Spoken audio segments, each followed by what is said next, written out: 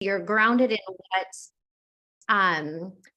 circle keeping is all about, and kind of why we are attempting to facilitate in this method for the Women's Dream event. So I think all of you know me, I know all of you, but I'm Jamie. Jen is here kind of co-hosting and presenting with me. And again, we just really appreciate your dedication to this. So what I want to do today is just kind of give you a preview of the questions that will be asked the night of the event. And we're going to send everything out kind of in a nice packaged email.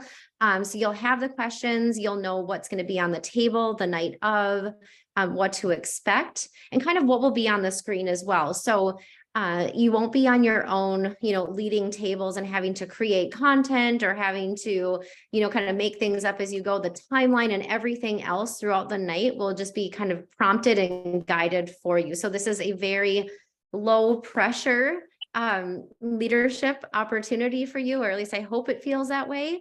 One of the things that we have said with Circle when we've practiced it before in various ways, as we talked about in the training, is the circle does what the circle does.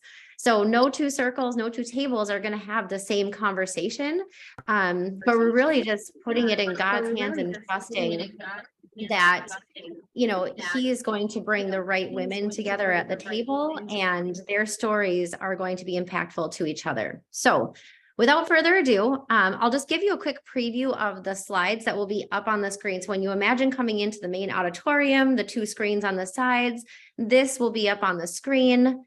We'll do kind of some introductions and, here's what the evening might look like. Timeline, we'll have Rachel then introduce. She'll come up on the stage and speak for about 25-ish minutes or so, just about her journey of faith and obedience and launching nautical bowls and kind of where she's going next as an incredibly busy mom of 3, and they want 4 more. Just a little sneak peek. And it's pretty incredible. So then we'll get into then the actual, here's what we're doing for the night. So we'll kind of prompt that to say, from now until about 8:45, you'll discuss the questions on your handout within your circle. And what that means is each person at their chair will have the circle questions and also a blank kind of sheet for them to doodle or take notes, write things down as the conversation is going on. And we'll also keep these values and the guidelines up on the screen, but there'll be one of these sheets at each of the tables. So you as the facilitator, the circle keeper at your table will have these.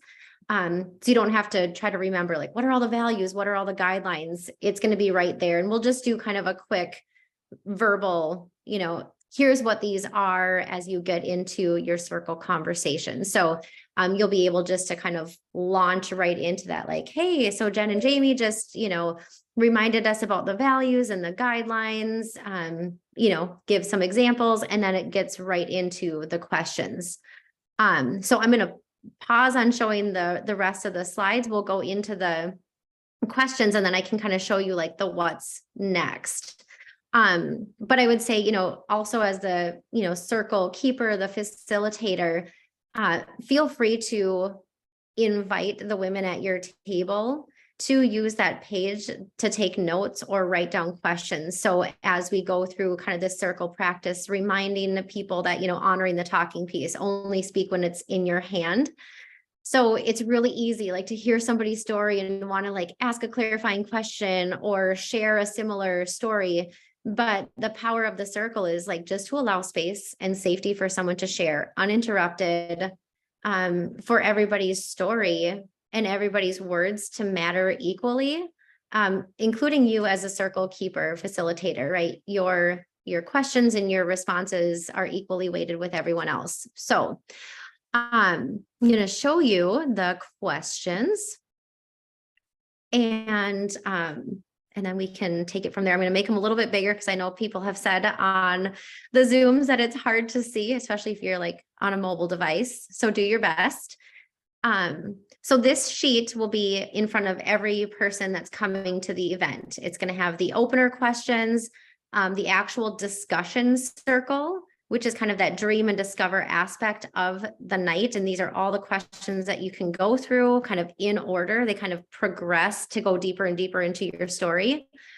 And then the closer activity. So what I would like us to do now is just practice. So what we did in the in-person training, we actually had a physical talking piece, and here, we're just going to have like a talking order. So I would love a volunteer to just want to take a chance to ask the first question. And then what we can do instead of passing a physical talking piece is say, I pass to Amber. And then Amber might say, I pass to Monica. And then I pass to Allie. So we each get a chance to speak. And Jen, I don't know if you could just type maybe even a talking order into the chat. You read my mind. Yeah, because we all show up differently on Zoom, right? So the person that's like to your left on your screen might not be. So I will do that. We'll generate that talking order as we go.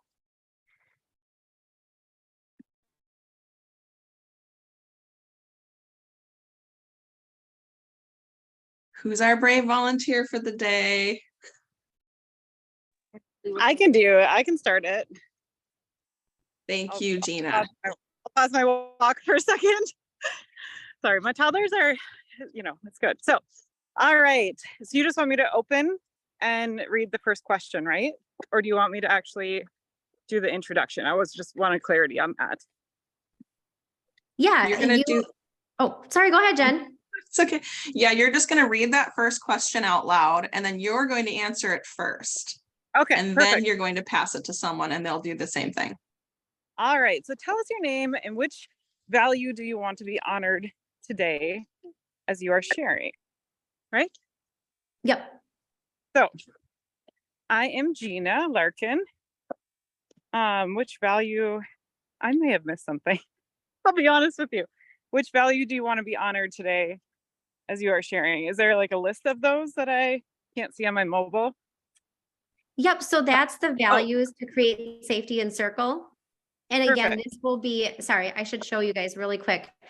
So this sheet will be on everybody's table as well, like printed out. So you as the circle keeper will have the values right in front of you and the guidelines, right? So the purpose of the values is to just create safety for people to share. So like, does patience or gentleness, honesty, like what makes it a safe space for someone to share their dream, or maybe some of the things that have been holding them back. Okay, awesome. So for this meeting today, I guess mine would just be grace, just in the season of, juggling a lot of balls. So that would be mine. And then I will pass it to, is it in the chat yet? Okay, I'll pass it to Monica. I'll capture it as we're passing. So once we've gone through the whole circle, you guys will be able to see it in the chat. Perfect. Okay, hello, I'm Monica. I'm trying to do this on my mobile app as well, and hopefully everyone can hear me and I think see me. I think probably what I want to be honored today is grace as well, just because this is kind of something that's leading me out of my comfort zone. So yeah, let's see, sorry, I'm trying to find my chat while on the phone, who's on the call.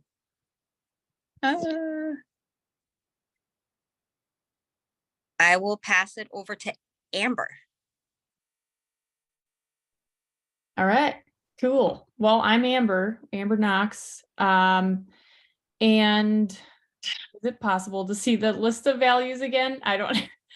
I'm like, yeah. And one thing too, it doesn't have to be on that list. Like, or if people repeat the same one, like if everybody says honesty, great. Okay. We're all just going to be really honest. So it's totally okay. If you say something that's not on here, like somebody might say authentic instead of genuine, that's totally okay. There's no like wrong value. okay.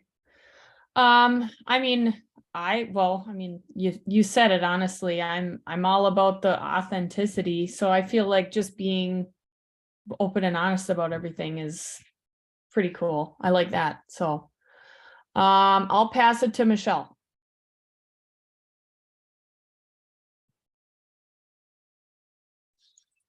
Hi guys, I am in the car driving, so I'll be honest with you, I can't read anything right now.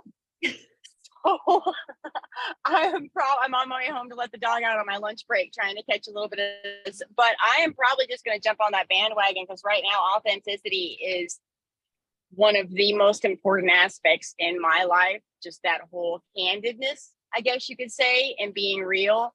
Because I've found that those connections, the connections are just more long lasting that way.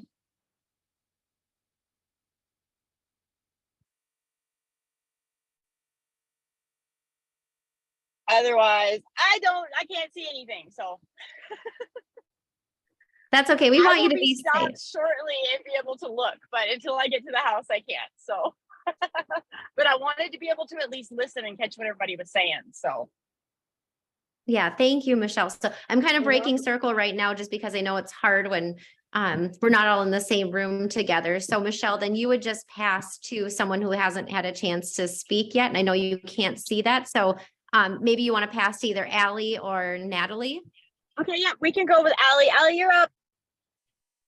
My name is Allie Martz, and I think that what I value the most is love.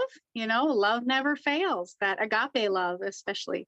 And I'll pass to Calais. Is that how you say your name?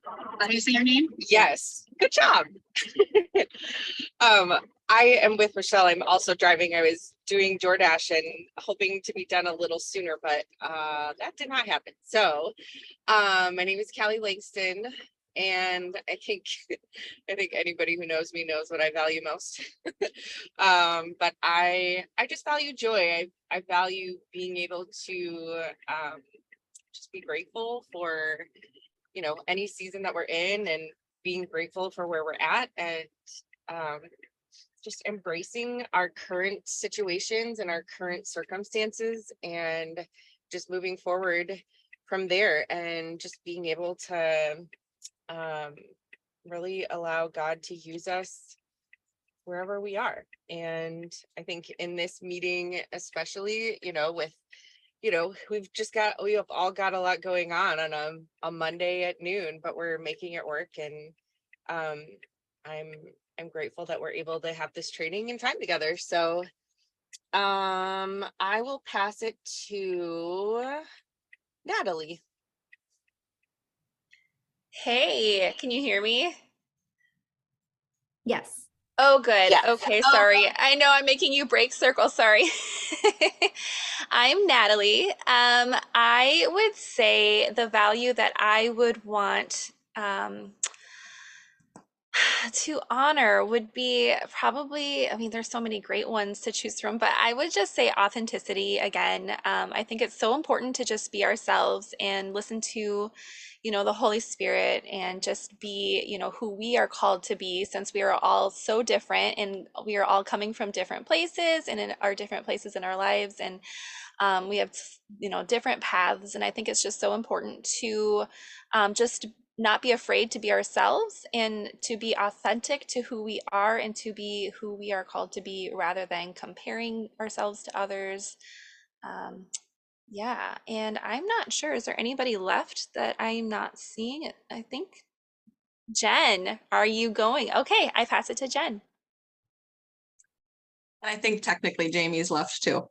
So I'm Jen, and the value I want honored today is kindness. I really like authenticity too. I think it's just so critical for having like real conversations and really getting to know one another. But I'm gonna say kindness because I feel like it's something God's actually working on in my life right now, about even just being kind to myself. That's like a deep work he's doing right now of receiving kindness. And I can be really good at extending it to other people, but not very good at extending it to myself. And I think kindness just goes a long way for healing, for again, even encouraging authenticity, I would say. So that is the value I will honor today and would like honored today. So I'm going to pass it to Jamie. Excellent. Well, just for purposes of time, I won't share, just because I want to keep us moving and allow for others to kind of practice as the circle keeper. But just congratulations to all of you. You just completed your first circle successfully. And virtual is hard to do because we can't see each other. So Jen did put the talking order in. So imagine if we're sitting around a circle, this would be the order that we would be passing to each other. So that said, is there someone else who would like to now be the circle keeper and kick us off with the next question? And then what I would say with the talking order is we won't change it, just wherever your name is, pass it around until we reach that name.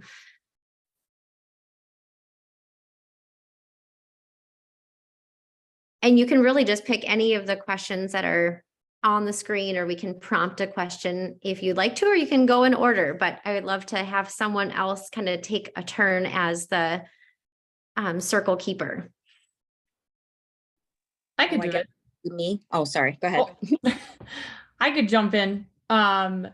Okay, so the next question that we're going to go through is tell us something you're good or gifted at, or that someone has told you that you're good at.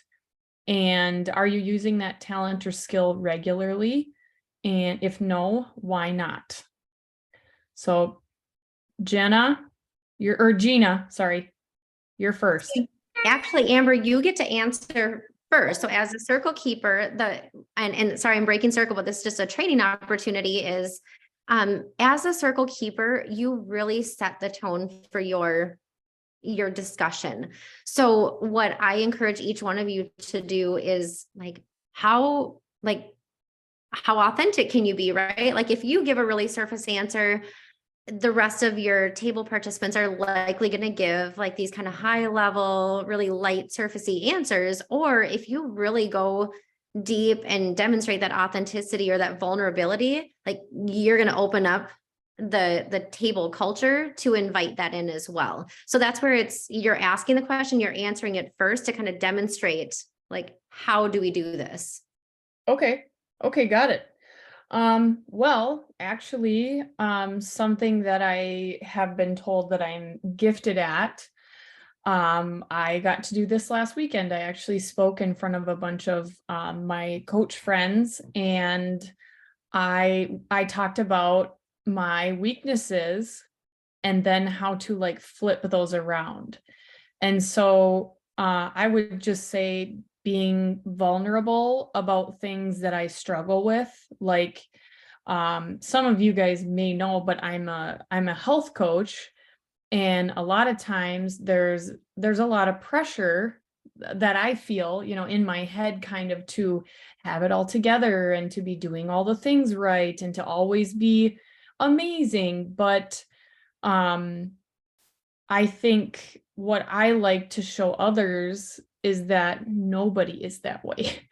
Nobody's perfect. Nobody has it figured out all the time. Even if you're supposed to be this expert, it's like, well, I'm a health coach. I'm supposed to be this expert. Well, I'm not, because we all have faults. No one's perfect. And we learn from our mistakes. And so I guess just one example that I gave to just kind of keep this short, but one thing that I was doing in my health journey was I was trying to prove to others around me that I could eat whatever I wanted and still keep up with what I had obtained with my health, like weight wise. And so I felt like every time I went to a birthday party, I had to have a cupcake just to show everybody, hey, I can keep my weight off and stay where I am, even while having this cupcake. But I learned that was kind of a dumb thing because I didn't really want the cupcake. So I don't know. Hopefully that answered it. So then now do I pass it to Gina? Sorry. Yes. Right. Okay. All right. So one thing I'm good at is I'm really good at learning how and anticipating how other people will work. So I used to do this a lot when I would consult in businesses and just understanding like the nuances of people's personality traits. I can almost like kind code people without them even knowing it. And so it's really helpful when you do sales because you can anticipate needs very quickly. And so I somewhat do that these days. I'm doing a little bit of sales, helping a friend start a business right now, and doing some of those like sales pitches and stuff for him. And it's fun to stretch that muscle. But mostly in motherhood, I do a little bit of it, just learning. Like, it's been fascinating to observe my children and see how they're wired so differently, and just kind of learning about that. The study of human nature is just, I love it. But it's more, my circle's a little smaller these days, so it's always just an interesting journey in life, though. But I will pass it to Monica.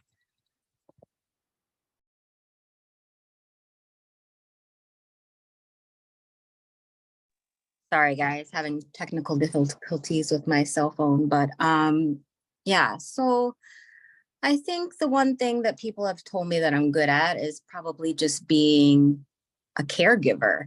I think in my past, like when I'm always reading books about what's your purpose and what, I think I was always overthinking it. Like, it has to be this grand thing, but of course, not everyone's made to be president. Not everybody's made to get up and give speeches. And I think just a good friend taught me that, what you're good at can also change. But I think for this purpose in time right now, my purpose is just to be a good caregiver. So that's being a good caregiver to my kids. That's being a good caregiver to my friends when they're in need, or just like even people in the church when we do, meal trains and things like that. So I think a part of me feels like it should be something bigger, but I think that's just what God has called me to do. And that's just kind of helping people. And I'm sorry, I can't see the who is next. So I will pass it to who is ever next in the chat.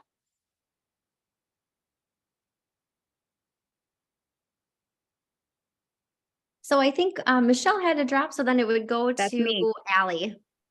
Okay, thank you, ladies. And Michelle, that was great. Yes. God uses all of us. And Amber, I just like it how the first time I met you, I truly did believe you're just so real. And I love that about you. And something that people have commented that I'm gifted in, and I don't know if this came after I was, saved. I think for sure, but definitely it's always kind of been there, is I'm good at seeing the silver lining of situations, or having that positive mental attitude. And now, but I have felt it slip a little bit. So the second part of the question asked if you're using that and why not. And I think just with the mundane life with kids and everything, I think I was I wasn't being as positive as I could be, and so I've been trying to get back to just that over the top positive Allie, that almost can come across as not real sometimes, but whatever, that if that's who I am, that's who I'm good. That's who I am. And I feel like it helps me, and people are attracted to positive, why, and it's truly, it's not fake, it's just seeing that silver lining. And I joke that it's because I'm not very good at discerning. I just assume the best and, kind of naive, but anyway, so that's kind of a tidbit about me. And I will pass it to Callie. I'm loving these because like every time you guys talk, I don't know you very well, Allie, but like every time somebody talks, I'm like, oh yeah, that's good. I totally see that in you.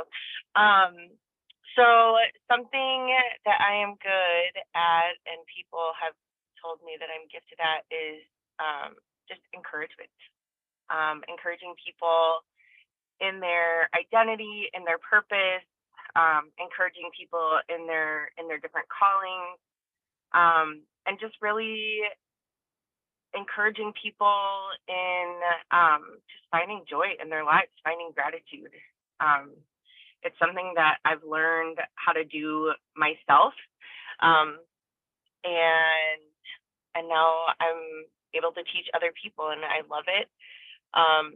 I think it's really important to be able to just like encourage people where they're at. And so it is something that I use regularly, and something that I try to like learn more about. so that I can do it correctly, if that makes sense. I mean, I don't think you can encourage badly, but I definitely want to be able to encourage people so they can hear it. Almost like learning love languages or like learning Enneagrams, you know, like how can you communicate with people that they can hear it and listen and actually use it, and not just communicating in a way that makes sense for me. It's not about me. So yeah, that is my gifting. So I am passing to Natalie. Hey, that is so good, Callie. I feel like that is exactly who you are. So good job summing that up.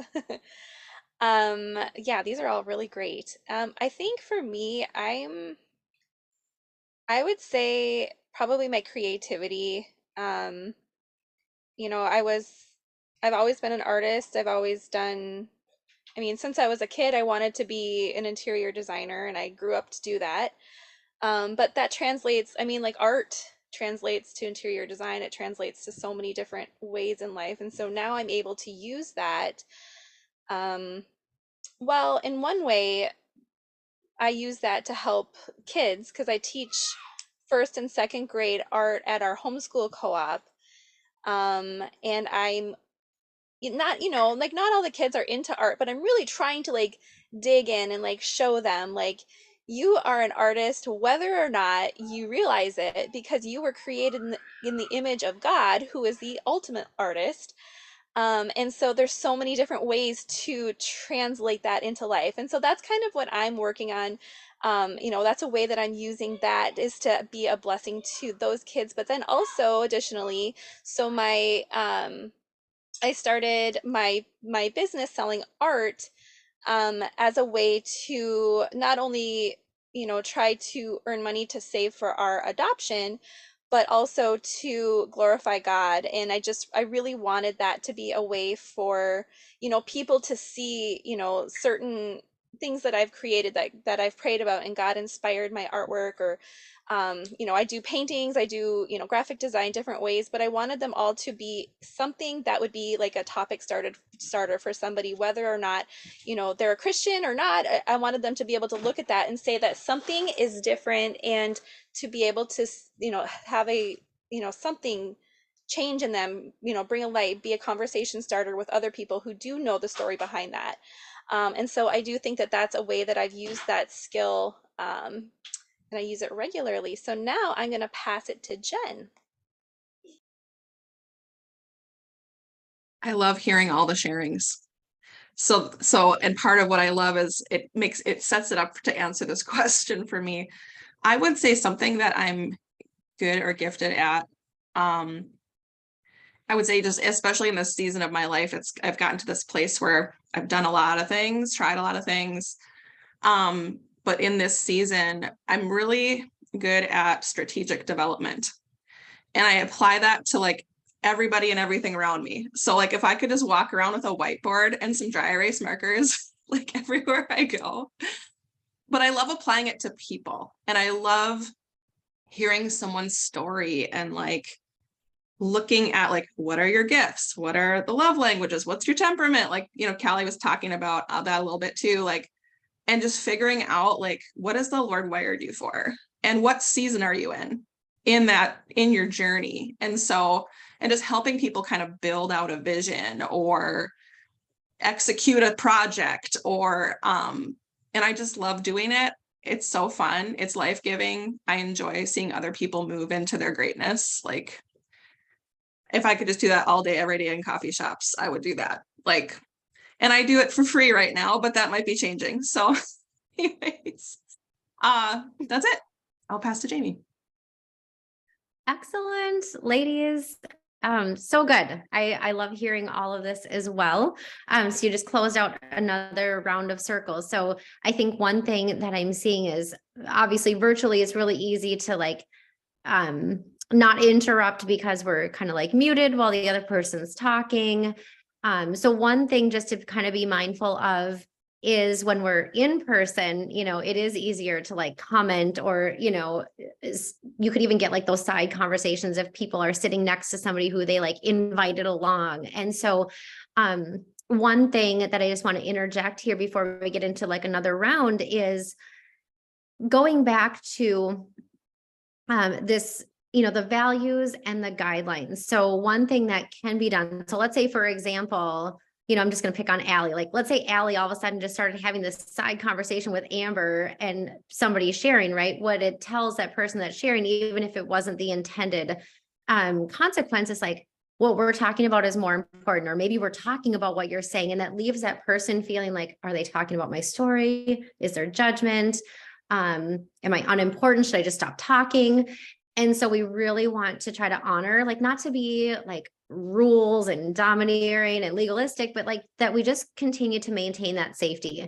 So just that reminder to you as a circle keeper, like, while there is no like power differential within this, like, you are still facilitating, and you do still have some discretion to kind of like pause, or when the talking piece comes back around to you, to say, hey, notice that there were some side conversations, and we really want to uphold those values so that everybody has the opportunity to share, so that everybody feels heard or valued, et cetera, right? So just, I want to empower and encourage each one of you to just kind of read the room, read the table, and recognize when something might be going off a little bit. One thing that I'm noticing too is like, you're all doing such a great job of holding your commentary and then leading in with that, and then starting your own, sharing. That's an excellent way to like acknowledge what someone else said. And then something else is that, nobody was the hijacking, like nobody just spoke for a 10-minute monologue there. Everybody sort of shared about the same amount of time. And that's kind of one of those great things too, is that it's self-governing, right? When you recognize that, other people have to share, and especially when you're in person, you'll see it. Wow, there's 4 more people that still have to share. And because you'll have all the questions in front of you too. I mean, most people are going to be kind of watching going, okay, we've answered 3 questions. Like, wow, there's still quite a few questions to go. Again, that's where the discretion for you as a circle keeper. If we start running short on time leading up to about 8:45, you have, the discretion to say, I love all these questions. You get to take this with you. We're going to jump down to like the last couple questions just for the sake of time, because there's been so much great sharing going on, or however you want to phrase it. But again, feel free to move your circle along as you see fit, given the timeline and, the depth of the sharing that's going on. So just wanted to interject those couple things so that we don't forget to do that as we're going through the training exercise here. So would anybody like to be the circle keeper and pick another question off the list? I could do it. All right. That's okay. It's Allie Yes. here. Thanks, Allie. Should we just go to the next question, or? You can pick whatever you want. I mean, I know it might be hard to read them, but you could pick any of the questions that are here. So I'd like to know from you ladies, tell us a time when one of your dreams or prayers has become a reality. And I will go first. A big dream of mine, I guess, was to be happily married, and when you're young, you want to find that Prince Charming, and seems like I got married when I was 27 and from a small town up north, and had boyfriends and stuff, but I just knew that I wanted to find the one God had for me, and then I met my husband, David, who maybe some of you ladies have met, but we from our first date, or for first talking, he asked me to be his wife 4 months after talking, so it all happened really fast, and we've been married almost 10 years, and it's just been great to have, we call a marriage and a family that we ultimately want to glorify God with that. So that's a dream, reality come true for me. So now I will pass it to Callie again. This one is tough for me. I have to think about this. I feel like one of the things, let's see, I guess, so something that when I started college, I was in my 30s, actually, when I started college. And when I started, I learned that you could be the speaker at commencement, that there was like a contest. And so I started literally writing my speech and just started praying and believing that I would be chosen to do our commencement speech. And so I wrote the whole thing. It was sort of like the whole like preparing your storehouses in Exodus, where like you prepare ahead of time for your dream to become a reality. And so I just kept praying and eventually did win the contest, and I was able to do our commencement speech at a secular college and like basically share the word of God. And it was seriously like one of the most amazing moments in my life of just being able to one, celebrate huge accomplishments, but then also just talk to people about joy and embracing their own greatness and truly just giving that honor to God. And it was really awesome. And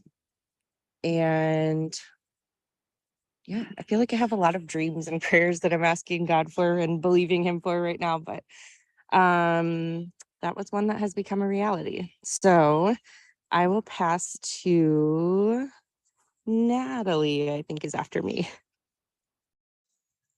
Hi. Okay. So one of my dreams that has become a reality. I mean, there's been quite a few. Um, Probably one that I would say would be, so I started dating my husband when we were 16.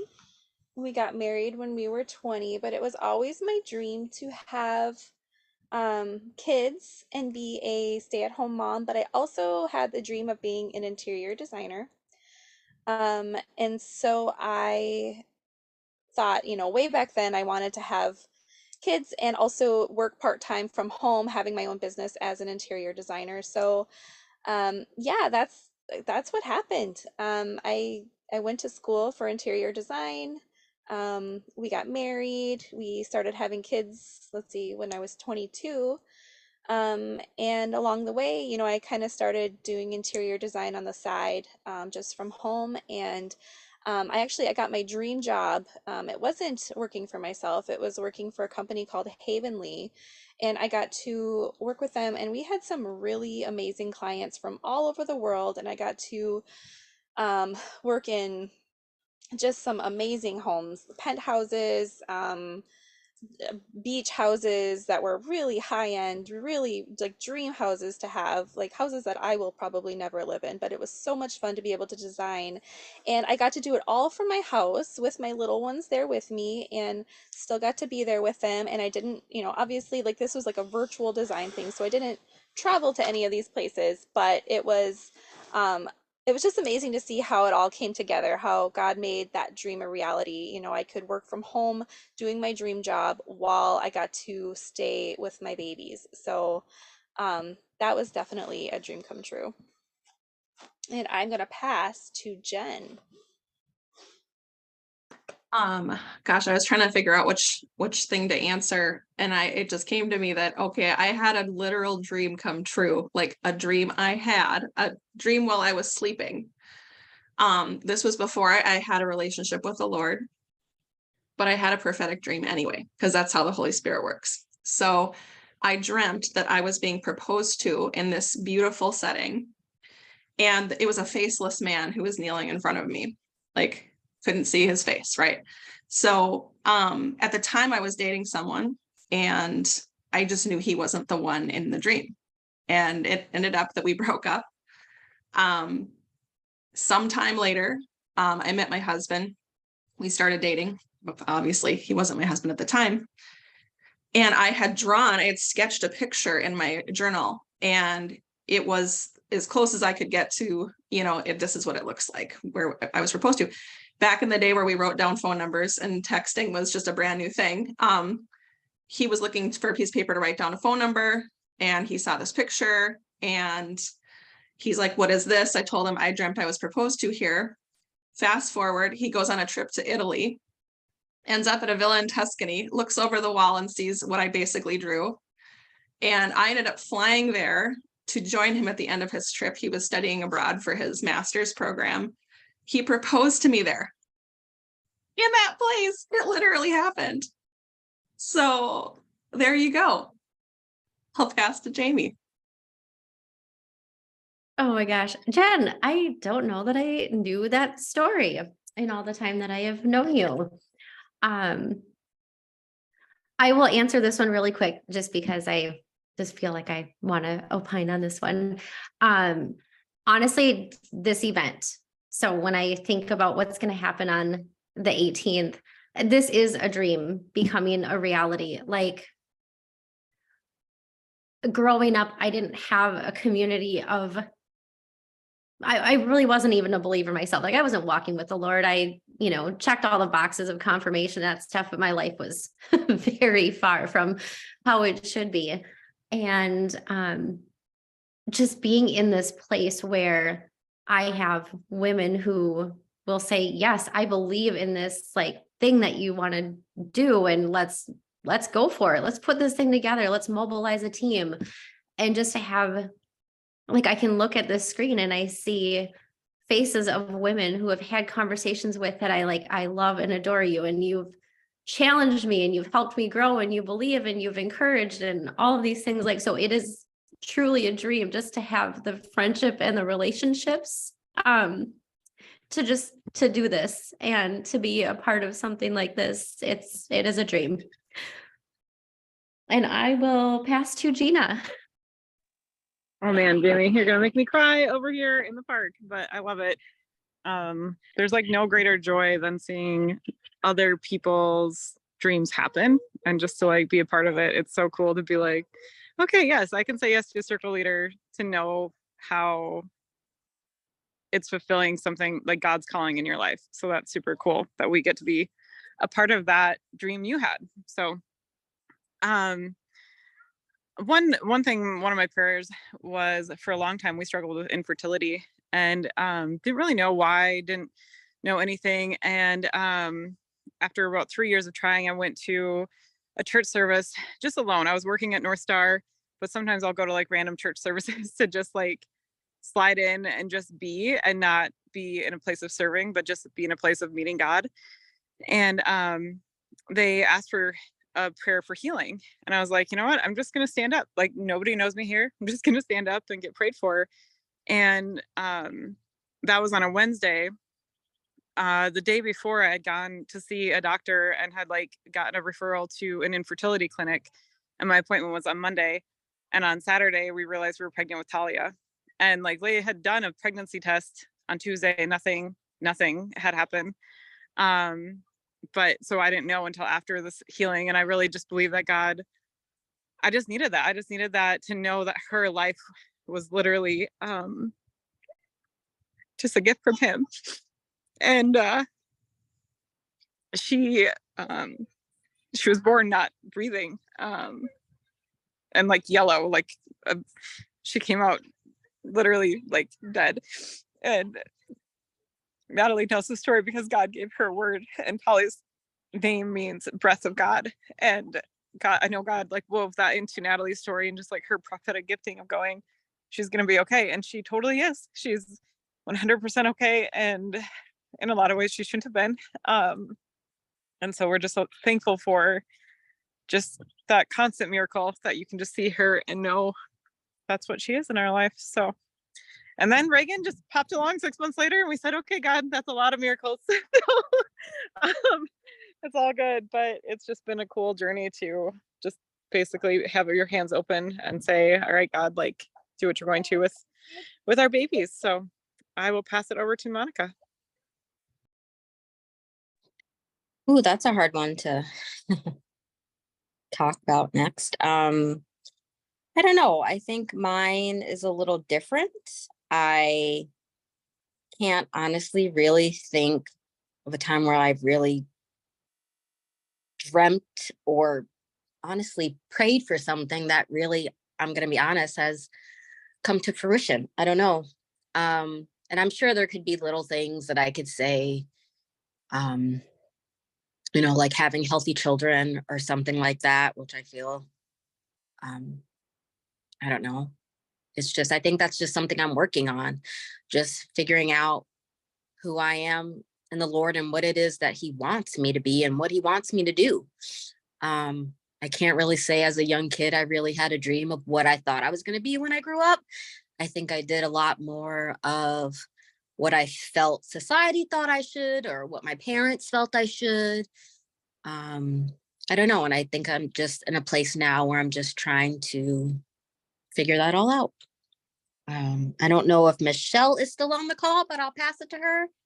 Is she still on? Or I'll pass it to Allie then. I think it's my turn, actually. Oh, is it? Oh, I'm sorry, Yep. Amber. Yep, you're right. That's okay. That's okay. Well, really cool listening to all you guys. Especially Jen. That's nuts. That dream. Wow, that's really cool.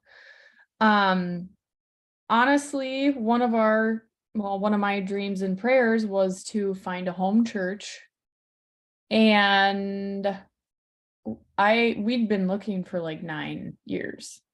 And I met John at a coffee shop, and like all of you guys, and North Star is the answer to a prayer that we have had for a very long time. We've been church hopping. It's been exhausting, frustrating with little kids.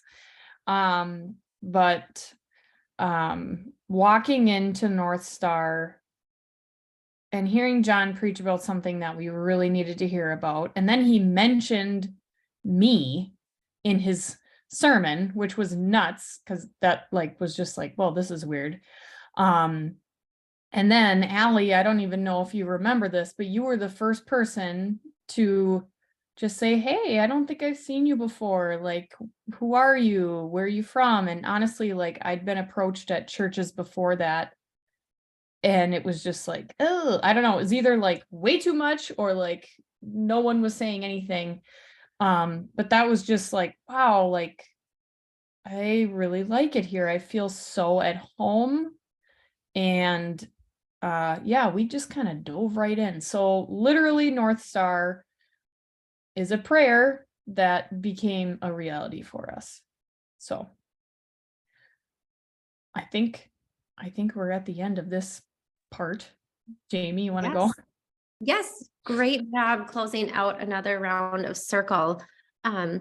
What I loved about that round was the variety. And I hope that you're recognizing and seeing that. And for the women who watch this recording after the fact, just that they are able to hear and see that there isn't a right or a wrong way to answer any of these questions, right? It's to elicit stories and to hear sort of like what makes us who we are. And I think we lost Monica, but I really appreciated Monica's honesty of like, I don't know. And so that's another thing that I wanted to say is a pass or an I don't know, or I don't want to answer, or hey, could you come back to me? Because, you know, maybe you're the person that's happened to get seated to the left of the circle keeper. And so you're always being asked first.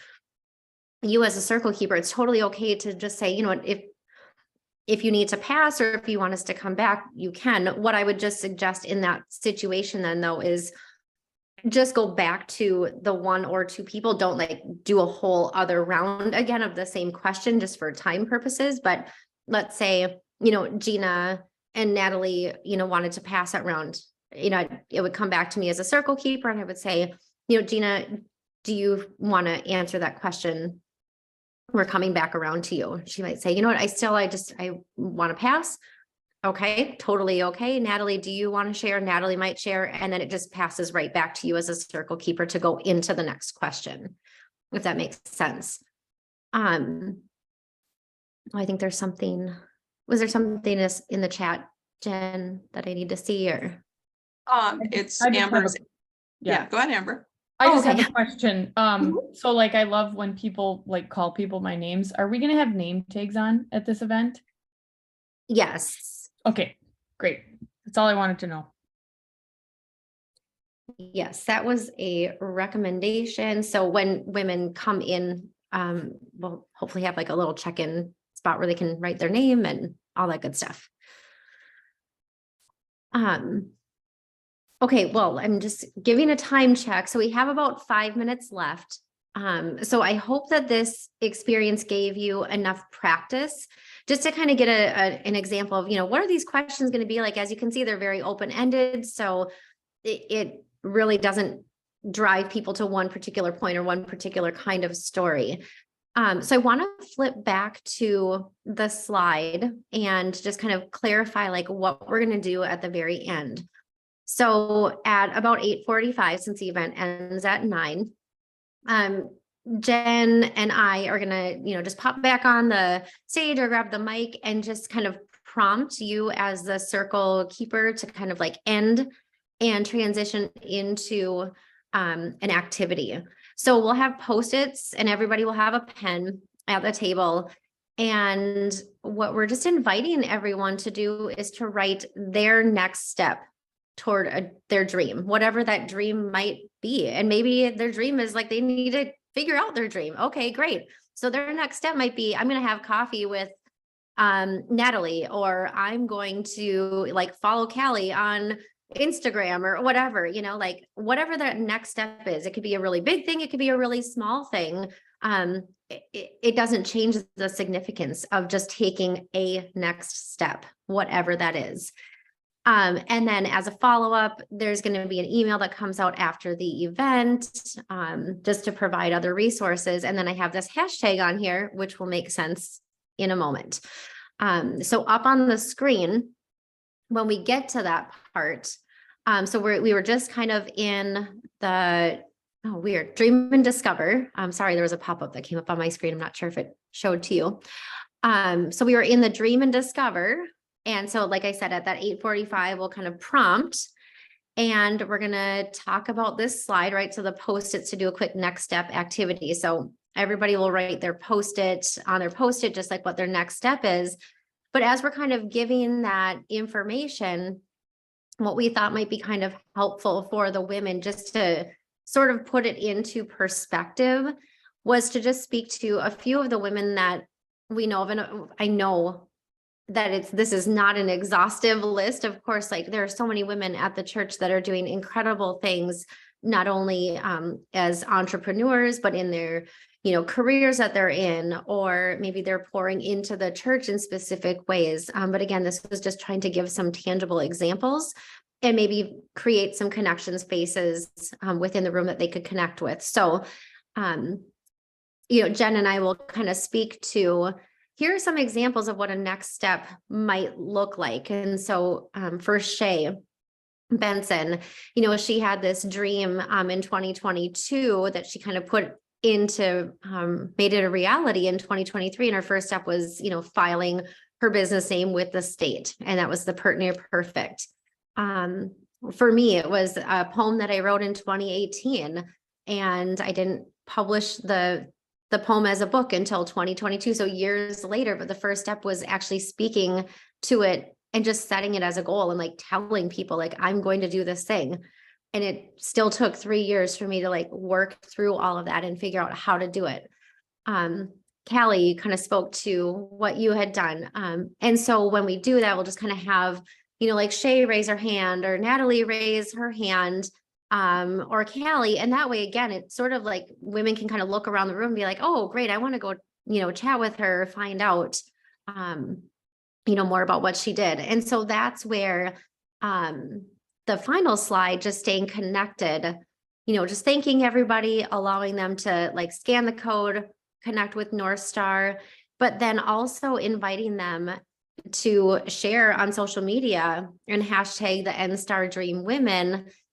If they took a next step, or what is your journey looking like? And that way, it can help to create some community. It can help to create some encouragement, and it doesn't put anybody in a situation where they're exchanging personal information with anybody that they might not want to. It kind of puts it on each person. Like if they want to put something out there on social media, it's kind of, out in the open. So that will kind of be the wrap up of the evening, is just having them do that exercise, taking their Post-it, putting it up on a big board that we'll have in the front.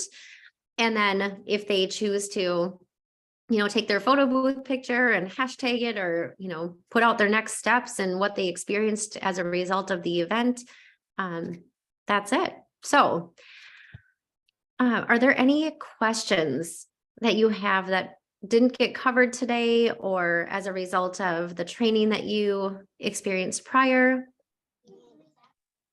I just have So- one question. I I'm sorry. know at mom's group, anyway, when we do circles, sometimes it goes like, well, let me speak to that, or let me speak to that. We go back and forth before making around the circle.